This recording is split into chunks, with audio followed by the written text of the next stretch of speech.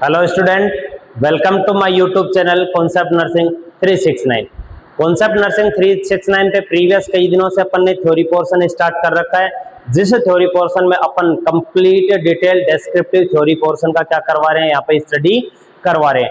आज अपन बात करें तो आज से अपन स्टार्ट करने जा रहे हैं इसी कॉन्सेप्ट नर्सिंग 369 चैनल पे एमसीक्यू सीरीज।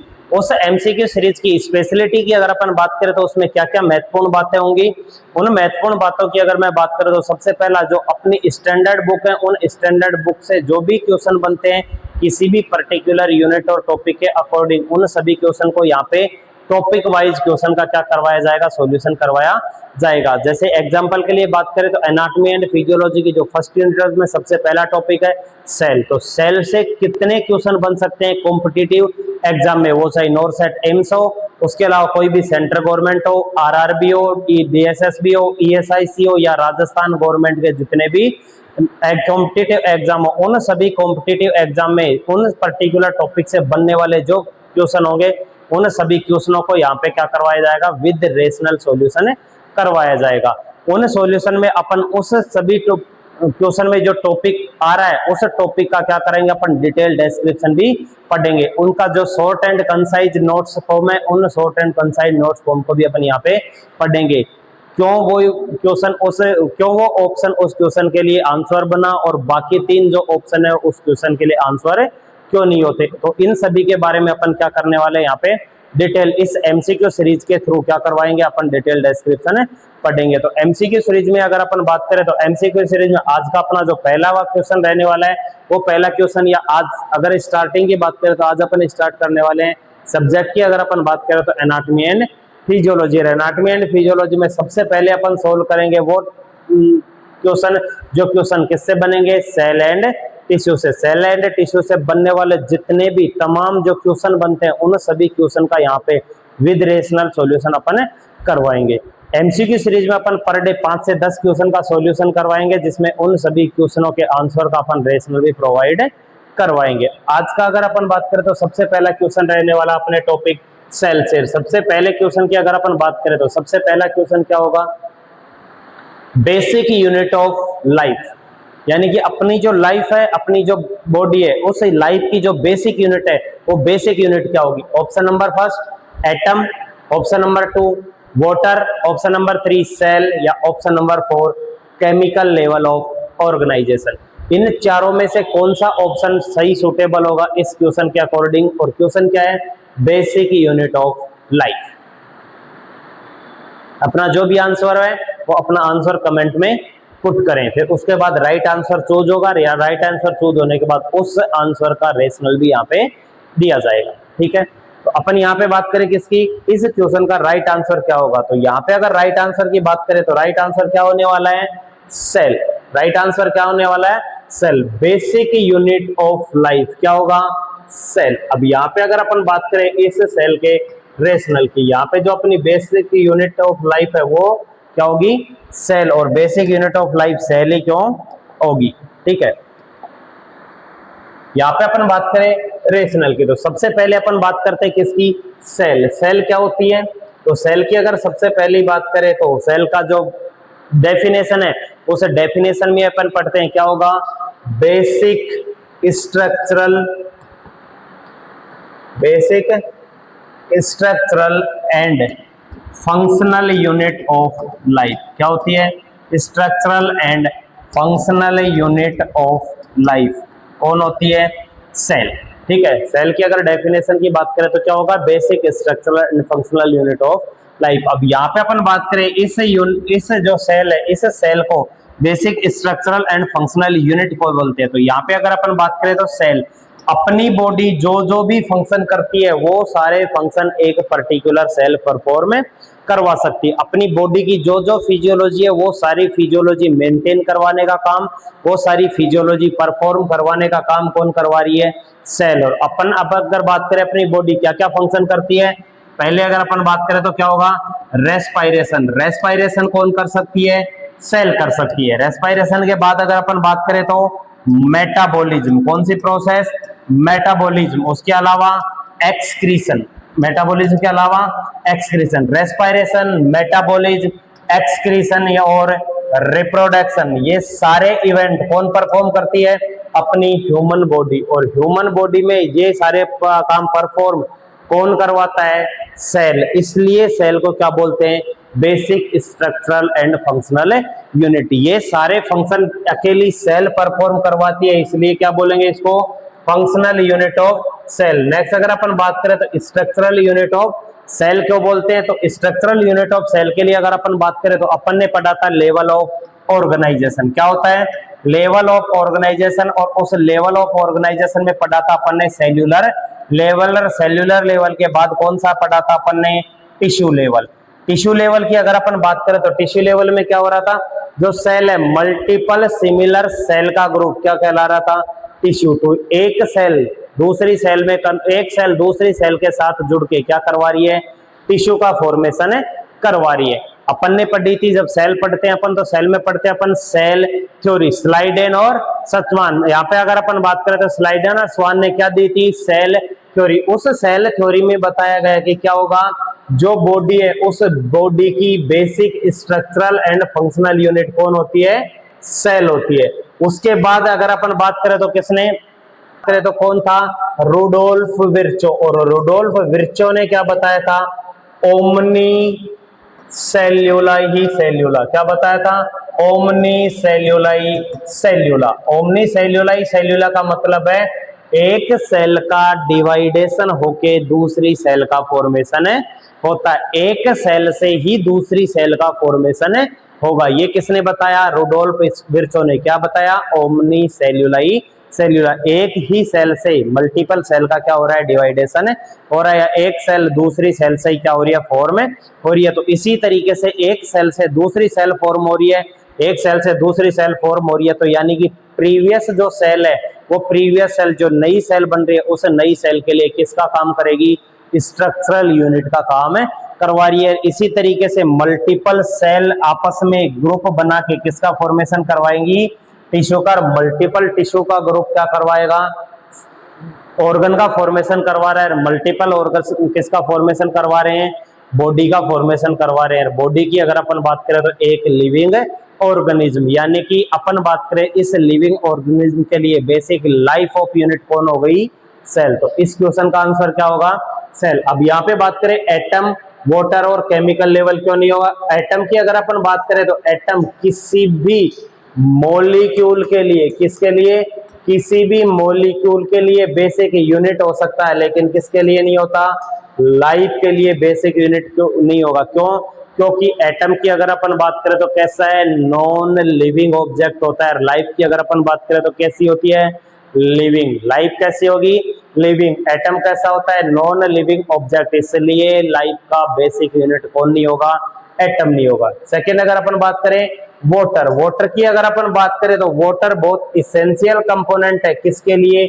या तो सेल के लिए बोल सकते हैं या अपनी बॉडी के लिए। बॉडी और सेल के लिए कौन? वाटर क्या हो सकता है? इसेंशियल कंपोनेंट हो सकता है, लेकिन वाटर क्या नहीं हो सकता? Basic unit of life. Basic unit की बात करें तो वो यूनिट जो क्या करवाती है? इस बॉडी के जो भी फंक्शन है वो सारे फंक्शन सेपरेटली इंडिपेंडेंटली परफॉर्म कर सके। सेकंड, उसी यूनिट के मल्टीपल ऑर्गेनाइजेशन से क्या बन रहा हो? पूरी बॉडी पूरी लाइफ का फॉर्मेशन हो रहा हो, इसलिए उसको क्या बोलेंगे अपन? Basic unit of life. Water को क्यों नहीं बोलेंगे? क्योंकि वाटर केवल एक इसेंशियल कंपोनेंट है जो सेल के लिए, सेल के फंक्शन के लिए, सेल को लिविंग रहने के लिए इसेंशियल कंपोनेंट होगा। बॉडी में बात करें तो 60 to 80% कौन प्रेजेंट होता है? वाटर प्रेजेंट होता है, जो बॉडी के लिए या सेल के लिए इसेंशियल कंपोनेंट होता है, लेकिन बेसिक लाइफ यूनिट नहीं हो सकता। नेक्स्ट बात करें chemical level of organisation. Chemical level of organisation की बात करें तो इस केमिकल लेवल ऑफ ऑर्गेनाइजेशन के थ्रू सेल का फॉर्मेशन हो सकता है, लेकिन पूरी बॉडी का फॉर्मेशन नहीं हो सकता। क्योंकि केमिकल यूनिट की बात करें तो एटम या मॉलिक्यूल, एटम और मॉलिक्यूल की बात करें तो कैसे होते हैं? Non living substance. इसलिए इस क्वेश्चन का आंसर क्या होगा? Cell. Basic unit of life क्या होगा? सेल होगा। ठीक है।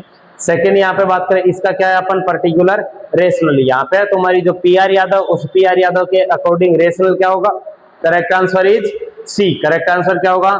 सी। रेशनल की बात करें तो cell is the structural, functional and biological unit of living organism, जो लिविंग ऑर्गेनिज्म है उसकी स्ट्रक्चर फॉर्म करवाने वाली यूनिट, उसके फंक्शन परफॉर्म करवाने वाली यूनिट, और उसका जो जेनेटिक मटेरियल है उसकी जो हेरिडिटरी ट्रेट्स है उन हेरिडिटरी ट्रेट्स को कंटेन करके एक से दूसरे में ट्रांसफर करवाने वाली यूनिट कौन सी होती है? बायोलॉजिकल यूनिट, जो कौन होगी? Cell. It is also called the basic unit of life, इसीलिए इसको क्या बोलते हैं?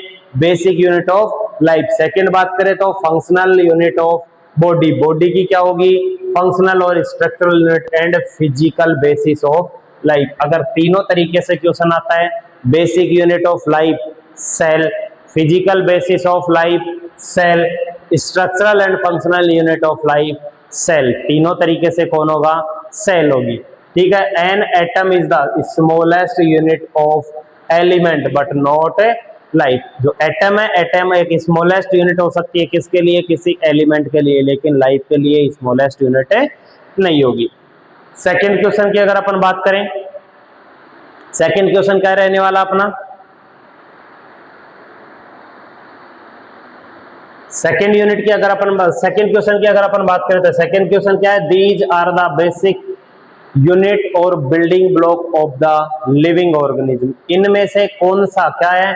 बेसिक यूनिट या building unit of living organism. जो लिविंग ऑर्गेनिज्म है, लिविंग ऑर्गेनिज्म का मतलब अपन या ह्यूमन बॉडी या कोई भी ऐसा ऑर्गेनिज्म जो क्या है? लिविंग है, लाइव है। उन लिविंग ऑर्गेनिज्म में बात करें तो अपनी ह्यूमन बॉडी भी हो सकती है, एनिमल भी हो सकता है, प्लांट भी हो सकता है, कोई भी माइक्रोब्स भी हो सकते हैं। उन सभी के लिए किसका काम? बेसिक यूनिट और बिल्डिंग ब्लॉक का काम कौन? बिल्डिंग ब्लॉक कौन कहलाएगा? तो यहाँ पे ऑप्शन की अगर अपन बात करें, first option enzyme, second proton, third cell और फोर्थ की बात करें तो न्यूट्रॉन। राइट आंसर कौन सा होगा? कमेंट में बताइए। यहाँ पे अगर अपन राइट आंसर की बात करें तो यहाँ पे भी राइट आंसर कौन सा होगा? सेल होगा। यहाँ पे सेल राइट आंसर क्यों होगा? सबसे पहले अगर अपन बात करें तो अभी अपन ने पढ़ा था, किसने? Schleiden and Schwann. किसने? स्लाइडेन एंड स्वान ने क्या दिया था? Cell theory. क्या दी थी? Cell theory. उस सेल थ्योरी में उन्होंने बताया था क्या? Basic structural and functional unit. कौन? Basic structural and functional unit of life. Basic structural and functional unit of life कौन होती है? सेल। कौन होगी? सेल। सेकंड की बात करें, क्वेश्चन में क्या पूछ रहा है? Building block of living organism. Basic life क्या होती है अपन ने प्रीवियस क्वेश्चन में डिस्कस किया। अब यहाँ पे बात आ रही है किसकी? Building block. बिल्डिंग ब्लॉक का मतलब किसी भी बिल्डिंग को बनाने के लिए अपने को किसकी जरूरत होती है? ईंटों की। ईंटें मतलब ब्लॉक्स की जरूरत होती है। मल्टीपल ब्लॉक को क्या करेंगे अपन? ऑर्गेनाइज करेंगे। तो मल्टीपल ब्लॉक को ऑर्गेनाइज करके क्या कर सकते हैं अपन? किसी भी बिल्डिंग का फॉर्मेशन करवा सकते हैं। जब माइक्रोस्कोपिक स्टडी करेंगे तो उस माइक्रोस्कोपिक स्टडी में जो सेल है, उस सेल में रॉबर्ट हुक ने बताया था 1665 में जब सेल का डेरिवेशन किया था, तो रॉबर्ट हुक ने बताया था जो सेल है, सेल कैसी होती है? As like a small room. Cell word का डिस्क्रिप्शन ही किसने दिया था? रॉबर्ट हुक ने। क्यों? क्योंकि सेल की जब उन्होंने माइक्रोस्कोपिक स्टडी की तो माइक्रोस्कोपिक स्टडी में सेल कैसी दिखी? स्मॉल स्मॉल रूम जैसी या स्मॉल स्मॉल ब्लॉक जैसी स्ट्रक्चर, जिनको ग्रीक वर्ड में क्या बोलते हैं? सेल्यूला। क्या बोलेंगे? सेल्यूला। उस सेल्यूला वर्ड से कौन सा वर्ड आया था? Cell word. सेल का अगर अपीयरेंस की बात करें माइक्रोस्कोपिक स्टडी में तो कैसा होता है? ब्लॉक जैसा या स्मॉल स्मॉल रूम जैसे दिखाई देती है। अब यहाँ पे बात करें तो ये सेल, मल्टीपल सेल मिलके किसका फॉर्मेशन करवा रही है? टिश्यू का। और मल्टीपल टिश्यू मिलके किसका फॉर्मेशन करवाएंगे? ऑर्गन का। और ऑर्गन मिलके किसका फॉर्मेशन करवा रहे हैं? सिस्टम या बॉडी का। किसका करवाएंगे? सिस्टम। और सिस्टम मिलके किसका करवा रहे हैं? बॉडी का फॉर्मेशन करवा रहे हैं। तो यहाँ पे अपन बात करें, ये जो मल्टीपल ब्लॉक है, ये मल्टीपल ब्लॉक आपस में क्या हो रहे हैं? मिल रहे हैं। आपस में मल्टीपल ब्लॉक के मिलने की वजह से किसका फॉर्मेशन हो गया? बॉडी ऑर्गेनाइजेशन हो रहा है। पूरी बॉडी का ऑर्गेनाइजेशन हो रहा है। तो लिविंग ऑर्गेनिज्म के लिए किसका काम करेंगे? बिल्डिंग ब्लॉक का। जिस तरीके से अपन कोई भी बिल्डिंग बनाने के लिए मटेरियल में किसका यूज करते हैं? ईंटों का। वो ईंट क्या कहलाती है? उस बिल्डिंग की सेल। वैसे ही बॉडी की बात करें तो बॉडी में सेल उन ईंटों के जैसे काम करते हैं, ईंटों का काम करते हैं, जो पूरी बॉडी का फॉर्मेशन या पूरी बॉडी की स्ट्रक्चर फॉर्मेशन करवाने का काम है करवाती है। ठीक है। नेक्स्ट अगर अपन बात करें इसका रेशनल, पीआर यादव में क्या दे रखा है? Correct answer is C. All living organism are composed of one or more cell. जितने भी लिविंग ऑर्गेनिज्म है क्या होंगे, या तो एक सेल से या एक से ज्यादा सेल से बने हुए होते हैं। एक सेल से बने हुए होंगे, कौन से होंगे, यूनिसेल्युलर। यूनिसेल्युलर की अगर अपन बात करें तो एग्जांपल कौन होगा, अमीबा। अमीबा की अगर अपन बात करें तो अमीबा में केवल एक सेल प्रेजेंट होती है और वो अकेली सेल पूरे function respiration, metabolism, excretion, reproduction और डाइजेशन, ये जितने भी फंक्शन है बॉडी के या सेल के वो सारे फंक्शन कौन करवाती है, अकेली सेल परफॉर्म करवाती है। इसीलिए सेल को बेसिक यूनिट या फंक्शनल यूनिट बोलते हैं। उसके अलावा मल्टीपल या एक से ज्यादा सेल मिलके किसका फॉर्मेशन करवा रही है, एक लिविंग ऑर्गेनिज्म का फॉर्मेशन करवा रही है, इसलिए इनको क्या भी बोलते हैं अपन, building block. Cell perform vital activity such as growth, metabolism, reproduction और रेस्पॉन्स टू स्टिमुलाई। उसके अलावा अगर अपन बात करें तो सेल क्या करवा रही है, पूरी वाइटल एक्टिविटी, बॉडी की जो भी वाइटल एक्टिविटी है वो वाइटल एक्टिविटी कौन परफॉर्म करवाती है, सेल। और उन वाइटल एक्टिविटी की बात करें तो ग्रोथ कौन करवाएगी, सेल। सेल में क्या होगा, सेल डिवीजन होगा तो सेल की ग्रोथ होती है। उसके अलावा बात करें तो रिप्रोडक्शन, सेल में क्या होगा, रिप्रोडक्शन, एक सेल से दूसरी सेल का फॉर्मेशन है करवाने का काम। नेक्स्ट बात करें तो रेस्पॉन्स टू स्टिमुलाई, सेल की अगर अपन बात करें तो सेल के पास कुछ स्पेसिफिक कंपोनेंट, इलेक्ट्रोलाइट और स्पेसिफिक रिसेप्टर प्रेजेंट होते हैं, जो रिसेप्टर आने वाले किसी भी स्टिमुलस को क्या करेंगे, रिसीव करेंगे। रिसीव करके उस स्टिमुलस के अगेंस्ट क्या करेंगे, रेस्पॉन्ड करेंगे। उस स्टिमुलस के अगेंस्ट क्या करेंगे, रेस्पॉन्ड। यहाँ पे क्या था, स्टिमुलाई, ये स्टिमुलाई आया कहाँ पे, सेल के पास। सेल ने इस स्टिमुलाई को क्या किया, परसीव किया। इस स्टिमुलाई को क्या किया, परसीवर। परसीव करने के बाद इस स्टिमुलस के अगेंस्ट क्या किया, रेस्पॉन्ड किया। सिंपल से अगर अपन बात करें, अपन किसी को कमांड देते हैं, कमांड देने के बाद वो रेस्पॉन्ड करता है, वो काम परफॉर्म करता है। मेनली उसकी बॉडी में वो काम कौन करवा रही है, सेल। सेल ने स्टिमुलाई को परसीव किया, स्टिमुलाई को परसीव करके इंटरप्रेट करके उसका क्या कर दिया, रेस्पॉन्ड, उसके अगेंस्ट रेस्पॉन्ड किया, उस स्टिमुलस के अगेंस्ट रेस्पॉन्स दे रही है। वो काम मेनली कौन करवाएगी, सेल। इसलिए सेल को बेसिक यूनिट और building block of the life बोला जाता है। ठीक है, नेक्स्ट क्वेश्चन की अगर अपन बात करें तो next third question. Third question की बात करें, थर्ड क्वेश्चन कौन सा अपना, physical basis of life. Physical basis of life की अगर अपन बात करें तो चारों में से ऑप्शन कौन सा रहने वाला है, physical basis of life. Answer अपना कमेंट में पुट करते जाओ, फिजिकल बेसिस ऑफ लाइफ। यहां पे अगर अपन बात करें तो राइट आंसर कौन सा होगा, cell. Physical basis of life भी कौन होगा, सेल होगा। सेल क्यों होगा, क्योंकि अभी अपन ने बताया था फिजिकल बेसिस ऑफ लाइफ या बेसिक यूनिट ऑफ लाइफ या structural functional unit of life, जो किसने, cell theory, Schwann and Schleiden ने जो सेल थ्योरी दी थी, उन स्वान और स्लाइडन की सेल थ्योरी के अकॉर्डिंग जो लाइफ है उस लाइफ की बेसिक यूनिट या फिजिकल बेसिस ऑफ लाइफ कौन कहलाता है, सेल। न्यूक्लियस की अगर अपन बात करें तो न्यूक्लियस क्या होगा, न्यूक्लियस किसका, इस सेल का। न्यूक्लियस की बात करें तो ये जो सेल है इस सेल का कंट्रोलर सिस्टम कौन कहलाता है, न्यूक्लियस। क्या कहलाएगा न्यूक्लियस, इस सेल का कंट्रोलर सिस्टम। ठीक है, जो सेल है इस सेल के फंक्शन, इस सेल की ग्रोथ को कंट्रोल करने का, इस सेल के डिवाइडेशन को कंट्रोल करने का, जेनेटिक मटेरियल के ट्रांसफर का कंट्रोल करवाने का काम कौन करवाता है, न्यूक्लियस। न्यूक्लियस सेल के लिए बेसिक लाइफ सपोर्ट हो सकता है या सेल के लिए बेसिक लाइफ यूनिट हो सकती है, लेकिन पूरी बॉडी की लाइफ की बेसिक यूनिट कौन नहीं होगा, न्यूक्लियस नहीं होगा, या फिजिकल बेसिस कौन नहीं होगा, न्यूक्लियस। नेक्स्ट की बात करें तो प्रोटोप्लाज्म। प्रोटोप्लाज्म की बात करें तो कौन कौन होंगे, न्यूक्लियोप्लाज्म प्लस साइटोप्लाज्म। प्रोटोप्लाज्म का मतलब कौन कौन होते हैं, न्यूक्लियोप्लाज्म प्लस साइटोप्लाज्म। न्यूक्लियस के इनसाइड जो फ्लूइड प्रेजेंट होता है वो कौन सा होता है, न्यूक्लियोप्लाज्म। और सेल के इनसाइड जो फ्लूइड प्रेजेंट होता है वो कौन सा होता है, साइटोप्लाज्म। न्यूक्लियोप्लाज्म प्लस साइटोप्लाज्म क्या कहलाएगा, प्रोटोप्लाज्म। और प्रोटोप्लाज्म की अगर अपन बात करें तो क्या करवाता है, मेनली सेल है उस सेल का,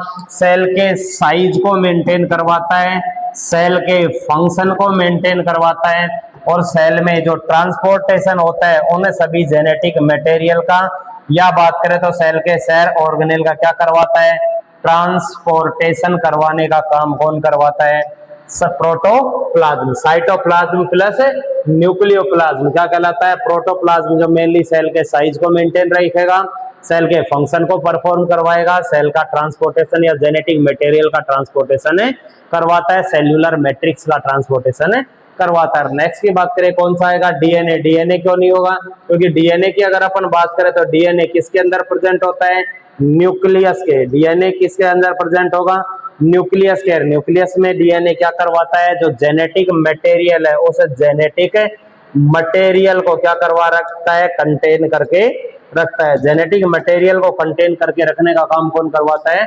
डीएनए करवाता है। तो यहाँ पे न्यूक्लियस, प्रोटोप्लाज्म और डीएनए की अगर अपन बात करें तो ये क्या होते हैं, कंपोनेंट ऑफ सेल। कौन होंगे, कंपोनेंट ऑफ सेल। ये तीनों मिलके अगर कंबाइंडली काम कर रहे हैं, एक सेल का फॉर्मेशन करवा रहे हैं, सेल के फंक्शन मेंटेन करवा रहे हैं, तो क्या होंगे, कंपोनेंट ऑफ सेल। लेकिन लाइफ की अगर अपन बात करें तो बेसिक लाइफ ऑफ यूनिट कौन होगी, सेल।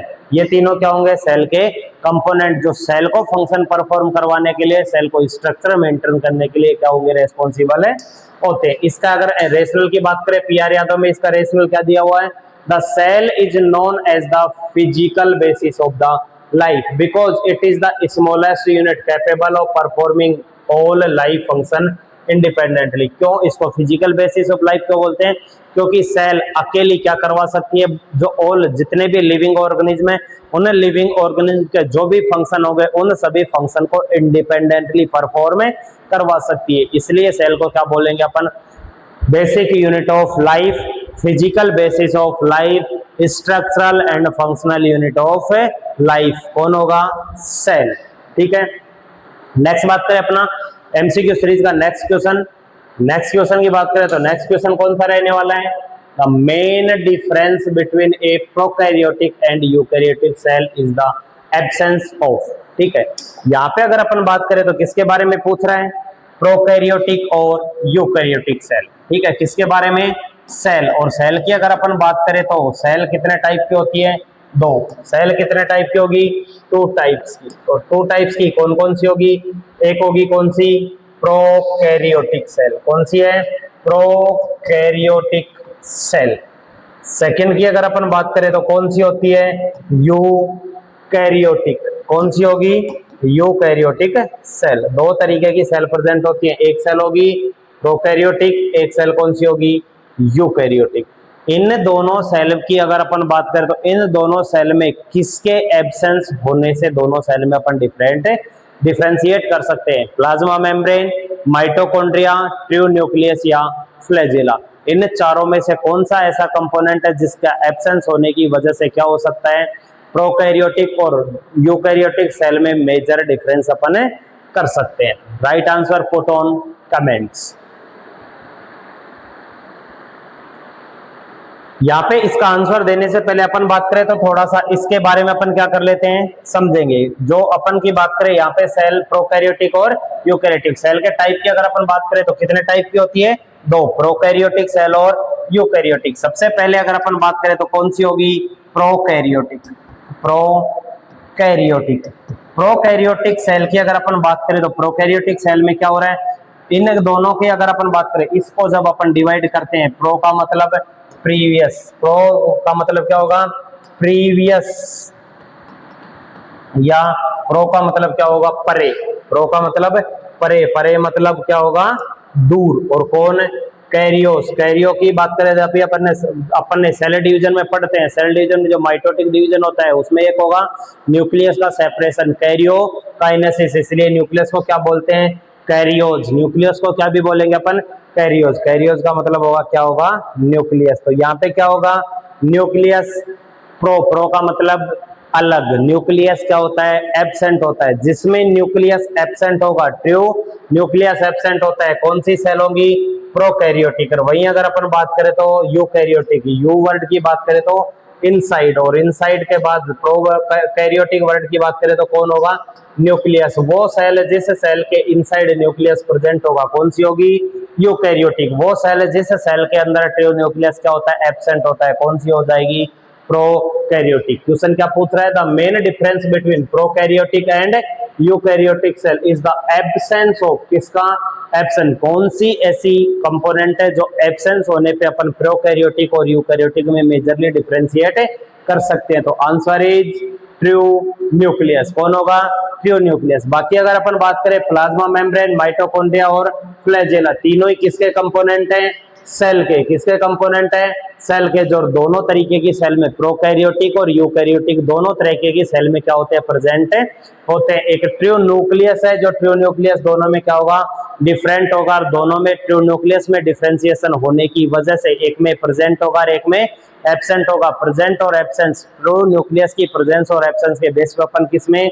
यूकैरियोटिक और प्रोकैरियोटिक सेल में क्या कर सकते हैं? डिफरेंशिएट कर सकते हैं। तो यहाँ पे राइट आंसर इज न्यूक्लियस। बाकी तीनों क्यों नहीं होंगे? क्योंकि तीनों दोनों तरीके की सेल में प्रेजेंट होते हैं। ठीक है, यहाँ पे अपन बात करें रेशनल, जो पीआर यादव में दिया हुआ है, मतलब prokaryotic cell.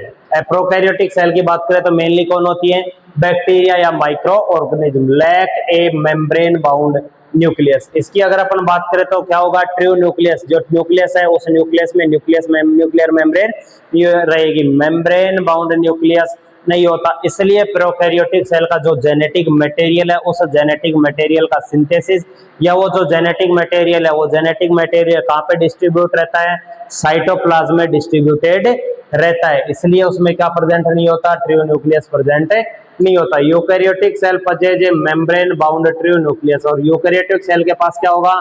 Membrane bound true nucleus होता है and other membrane bound cell organelle, और उसके अलावा others membrane bound cell organelle भी प्रेजेंट होते हैं। किसके पास? यूकैरियोटिक सेल के पास। तो यहाँ पे बात करें प्रोकैरियोटिक का मतलब ट्रू न्यूक्लियस है एब्सेंट, यूकैरियोटिक का मतलब ट्रू न्यूक्लियस क्या होगा? प्रेजेंट। क्वेश्चन की बात करें, क्वेश्चन क्या था? ऐसी कौन सी स्ट्रक्चर है जो स्ट्रक्चर मेजरली डिफरेंस या जिसके एब्सेंस होने से मेजर डिफरेंस हो सकता है? किसमें? प्रोकैरियोटिक और यूकैरियोटिक की। तो किस कौन सा होगा? True nucleus. एब्सेंट है तो प्रोकैरियोटिक, प्रेजेंट है तो यूकैरियोटिक। अपन बात करें नेक्स्ट क्वेश्चन। नेक्स्ट क्वेश्चन क्या होने वाला है?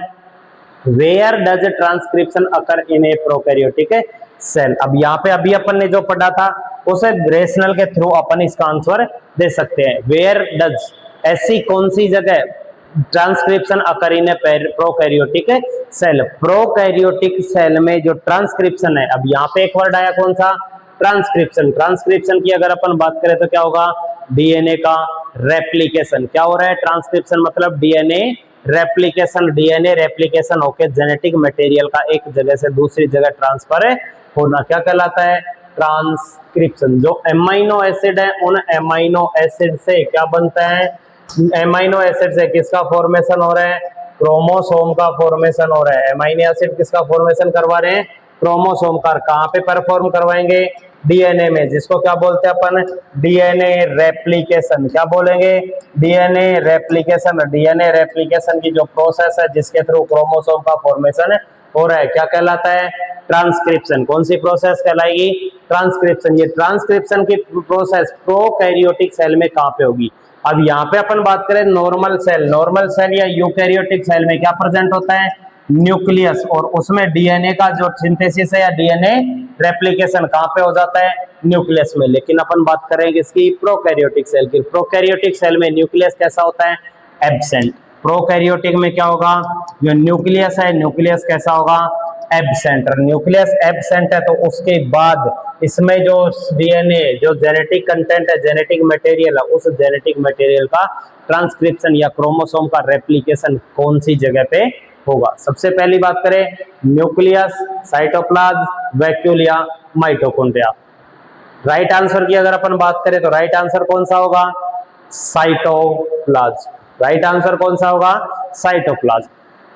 प्रीवियस क्वेश्चन में अपन ने बताया था यूकैरियोटिक और प्रोकैरियोटिक में डिफरेंस। यूकैरियोटिक की बात करें तो वो सेल जिस सेल में ट्रू न्यूक्लियस प्रेजेंट होता है, जो भी जेनेटिक मटेरियल होगा, क्रोमोसोम का रेप्लिकेशन, डीएनए का रेप्लिकेशन, प्रोटीन का सिंथेसिस, आरएनए का सिंथेसिस मेनली कहाँ पे होता है? न्यूक्लियस के अंदर होता है। लेकिन यूकैरियोटिक सेल में न्यूक्लियस कैसा होगा? एब्सेंट होगा। तो यहाँ पे एक क्वेश्चन बात आ रही है प्रोकैरियोटिक में न्यूक्लियस क्या होगा? एब्सेंट। और प्रोकैरियोटिक सेल की बात आ रही है तो न्यूक्लियस तो ऑप्शन से हट जाएगा। नेक्स्ट अगर अपन बात करें उसके अलावा क्या बचे? वैक्यूल्स और माइटोकॉन्ड्रिया। माइटोकॉन्ड्रिया की अगर अपन बात करें तो सेल का माइटोकॉन्ड्रिया में मेनली क्या होता है? एटीपी का सिंथेसिस। क्या होता है? एटीपी सिंथेसिस होता है। उसके अलावा ऑक्सीडेशन होता है। एटीपी सिंथेसिस के अलावा ऑक्सीडेशन, और उसके अलावा बात करें तो एरोबिक मेटाबॉलिज्म होता है। किसमें? माइटोकॉन्ड्रिया में यहाँ पे जेनेटिक मटेरियल का रेप्लिकेशन है, नहीं होता डीएनए आरएनए प्रोटीन का रेप्लिकेशन और सिंथेसिस से नहीं होता, इसलिए माइटोकॉन्ड्रिया भी नहीं होगा। नेक्स्ट बात करें वैक्यूल। वैक्यूल की अगर अपन बात करें तो जो सेल पढ़ते हैं उस सेल में पढ़ते हैं अपन transport across cell membrane. Cell membrane के थ्रू वैक्यूल फॉर्मेशन होके कुछ स्पेसिफिक सब्सटेंस या माइक्रो ऑर्गेनिज्म का क्या होता है ट्रांसफर होता है। उन इस वैक्यूल्स में जेनेटिक मटेरियल का क्या नहीं होता रेप्लिकेशन है नहीं होता, ट्रांसक्रिप्शन प्रोसेस नहीं होती। तो बचा ऑप्शन कौन साइटोप्लाज्म। तो राइट आंसर की अगर अपन बात करें तो राइट आंसर क्या होगा, right answer is cytoplasm. Cytoplasm क्यों होगा, क्योंकि यहाँ पे प्रोकैरियोटिक सेल में ट्रू न्यूक्लियस प्रेजेंट नहीं होता। ट्रू न्यूक्लियस प्रेजेंट नहीं होने का मतलब न्यूक्लियर कंटेंट तो प्रेजेंट होता है लेकिन वो क्या नहीं होता एक मेम्ब्रेन में बाउंडेड नहीं होता। जब तक एक ट्रू मेम्ब्रेन में बाउंड नहीं रहेगा अपन उसको न्यूक्लियस नहीं बोलते। तो यहाँ पे जो जेनेटिक मटेरियल है वो जेनेटिक मटेरियल प्रोकैरियोटिक सेल में किसमें डिस्ट्रीब्यूटेड रहता है साइटोप्लाज्म में। उस जेनेटिक मटेरियल का ट्रांसक्रिप्शन भी कहाँ पे होगा साइटोप्लाज्म में। उस जेनेटिक मटेरियल का ट्रांसक्रिप्शन कहाँ पे होगा साइटोप्लाज्म में होगा। इसलिए राइट आंसर प्रोकैरियोटिक सेल में ट्रांसक्रिप्शन की अगर बात हो तो कहाँ पे होगा साइटोप्लाज्म में। न्यूक्लियस में नहीं होगा क्योंकि प्रोकैरियोटिक सेल में न्यूक्लियस प्रेजेंट है नहीं होता। वैक्यूल में नहीं होगा क्योंकि वैक्यूल केवल ट्रांसपोर्टेशन का काम करवाते हैं, डीएनए का ट्रांसक्रिप्शन है नहीं करवाते, जेनेटिक मटेरियल का ट्रांसक्रिप्शन है नहीं करवाते। माइटोकॉन्ड्रिया की अगर अपन बात करें तो माइटोकॉन्ड्रिया क्या करवाता है एटीपी सिंथेसिस करवा रहा है, एनर्जी प्रोडक्शन करवा रहा है, ऑक्सीडेशन करवा रहा है, एरोबिक मेटाबॉलिज्म करवा रहा है। सेल में डीएनए रेप्लिकेशन या ट्रांसक्रिप्शन का काम है नहीं करवा रहा है, इसलिए राइट आंसर इज साइटोप्लाज्म। ठीक है, तो इस तरीके से अगर अपन बात करें तो डेली के अपन 5 से 7 एमसीक्यू क्या करेंगे अपनी एमसीक्यू सीरीज में विद रेशनल सोल्व करेंगे। ठीक है, आज के लिए इतना ही, बाकी नेक्स्ट क्लास में अपन नेक्स्ट क्वेश्चन डिस्कस करेंगे। आज के लिए इतना, थैंक यू सो मच।